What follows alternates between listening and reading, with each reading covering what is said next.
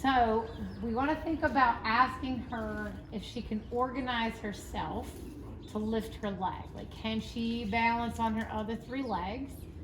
Can she just release any tension in her joints and let her leg be passively moved? So you want to be able to just think about supporting the leg, and she organizes herself to do that. So then you have this feeling that you're supporting her, but she's also balancing. So it's this idea of shared weight.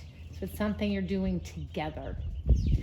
Okay, so now think about supporting your leg in such a way that you can move her hip just gently, gently. So her stifle, which is her knee basically, can just gently move back and forth. Now, think about too, as you're doing that, lowering her leg to the ground. So as she lowers, she has to let go of tense muscles to lengthen the muscles to lower. And you can bring the toe to the ground. So move your hand away. So next time, make sure your hand's not under the toe. So around to the side, so that you can put the toe on the ground. And this is the Masterson Method, leg release modification, I guess. But you're going to give a little wiggle there. So the wiggle, like the rocking, helps to encourage them to let go of tension in the muscles. So they cannot hold that tension and rock or wiggle or lengthen. And this is a way that you can talk to her body. So if you obviously want to pick the foot and then trim the foot, but when she starts to pull and resist, yes, go back to focusing on, can you organize to cooperate here, and can you release? And then as she lets go and you do these little movements, which this is similar to some of the de Bono moves, they're different, where you use these small movements.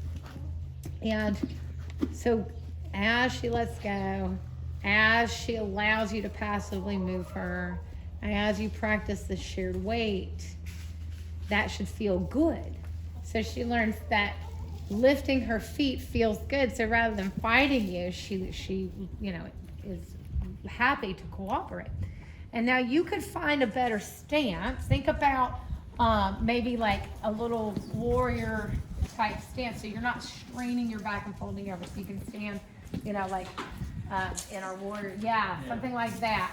And just find what's comfortable for you. But you can, sometimes I will rest my forearm on my thigh to support, so that instead of holding her leg with my arm, it's supported here. So you can play around with some different positions, but noticing also, that you're not straight. So we want her to feel easy and comfortable, and you as well.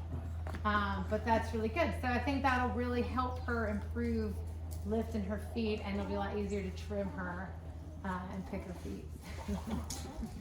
Good.